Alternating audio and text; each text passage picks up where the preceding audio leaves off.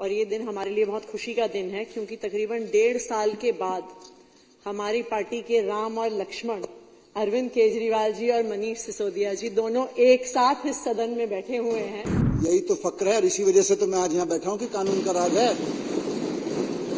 अगर इनके पिताजी का राज होता तो मैं जेल में सड़ के मर गया होता। पिछले 2 साल से आम आदमी पार्टी को, अरविंद केजरीवाल जी को परेशान करने में भारतीय जनता पार्टी की और उनकी एजेंसीज ने कोई कसर नहीं छोड़ी। देश में कानून का राज है, इसीलिए आज यहाँ बैठे और आपकी आंख में आंख डाल के कह रहे हैं कि चोट तो छोड़ेंगे नहीं तुमको। भारतीय जनता पार्टी ने उन्हें झूठे केसों में जो फंसाया, भारतीय जनता पार्टी ने 6 महीने उन्हें जेल में रखा, उसकी वजह से अरविंद केजरीवाल जी को इस्तीफा देना पड़ा और आज वो इस मुख्यमंत्री की कुर्सी पर नहीं बैठे हुए हैं जिसपे दिल्ली की जनता ने उन्हें बिठाया था। देश तो कानून से चलता है, लेकिन भाजपा 75 साल वाले कानून से नहीं चलेगी। उनको भी दुख है इस बात का। सत्र और ये दिन हमारे लिए बहुत खुशी का दिन है क्योंकि तकरीबन 1.5 साल के बाद हमारी पार्टी के राम और लक्ष्मण अरविंद केजरीवाल जी और मनीष सिसोदिया जी दोनों एक साथ इस सदन में बैठे हुए हैं। तो इस बात की सभी आम आदमी पार्टी के विधायकों को बहुत खुशी है, लेकिन हम सबके मन में दुख भी है। हम सबके मन में दुख भी है क्योंकि वो व्यक्ति, वो नेता अरविंद केजरीवाल जी, जिनको दिल्ली की जनता ने प्रचंड बहुमत से जिता के भेजा, भारतीय जनता पार्टी के षड्यंत्रों की वजह से, भारतीय जनता पार्टी ने जो उन पर कीचड़ उछाला, भारतीय जनता पार्टी ने उन्हें झूठे केसों में जो फंसाया, भारतीय जनता पार्टी ने 6 महीने उन्हें जेल में रखा, उसकी वजह से अरविंद केजरीवाल जी को इस्तीफा देना पड़ा और आज वो इस मुख्यमंत्री की कुर्सी पर नहीं बैठे हुए हैं जिसपे दिल्ली की जनता ने उन्हें बिठाया था। इस बात का हम सबको बहुत दुख है। पिछले 2 साल से आम आदमी पार्टी को, अरविंद केजरीवाल जी को परेशान करने में भारतीय जनता पार्टी की और उनकी एजेंसीज ने कोई कसर नहीं छोड़ी। हमारे पार्टी के कोई ऐसे विधायक नहीं होंगे, कोई ऐसे नेता नहीं होंगे, कोई ऐसे मंत्री नहीं होंगे जिनके खिलाफ इनकी सीबीआई ने, ईडी ने, इनकम टैक्स ने, एसीबी ने केस नहीं किए होंगे। हमारे सब नेताओं के घरों पर रेड हो गई, उनके ऑफिस पर रेड हो गई, उनके पैतृक गांव पर रेड हो गई, मनीष जी के तो लॉकर पर रेड हो गई और मिला उनको क्या? एक झुंझुना। हम सब ने इतने सालों से देखा है कि जब सीबीआई, ईडी कहीं रेड करती है तो बड़े बड़े नोटों की गड्डियां मिलती हैं। सीबीआई और ईडी उनकी रंगोली बनाती है, सोने के बिस्कुट मिलते हैं, शेल कंपनीज के कागज मिलते हैं, अवैध प्रॉपर्टीज के कागज मिलते हैं। सैकड़ों और हजारों रेडों के बाद भी आम आदमी पार्टी के एक भी नेता से भ्रष्टाचार का 1 रुपया भी नहीं मिला भारतीय जनता पार्टी की एजेंसीज को। क्यों? क्योंकि आम आदमी पार्टी एक ईमानदार पार्टी है। आम आदमी पार्टी जनता के लोगों के लिए काम करने वाली पार्टी है।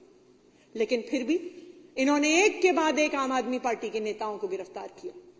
इन्होंने दिल्ली को मोहल्ला क्लिनिक देने वाले सत्येंद्र जैन जी को गिरफ्तार किया।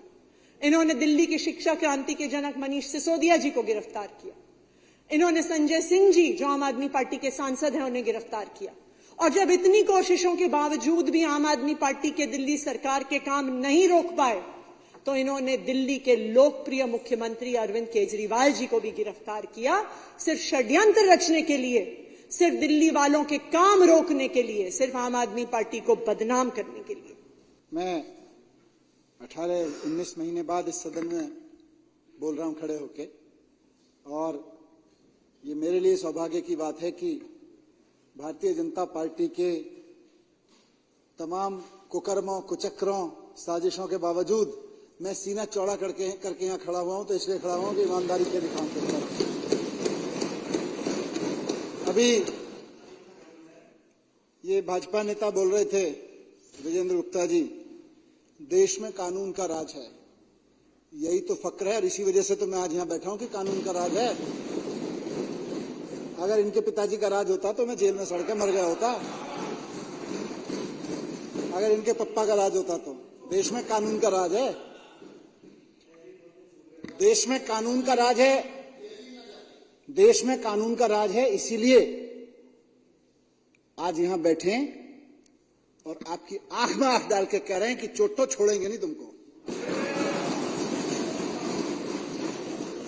देश में कानून का, अध्यक्ष जी वो लाइन इन्होंने पूरी नहीं की, इनके दिल का भी मुझे पता है, इनके दिल महसूस रहा था। बोले ये कहना चाह रहे थे देश में कानून का राज है, भाजपा में कानून का राज नहीं है।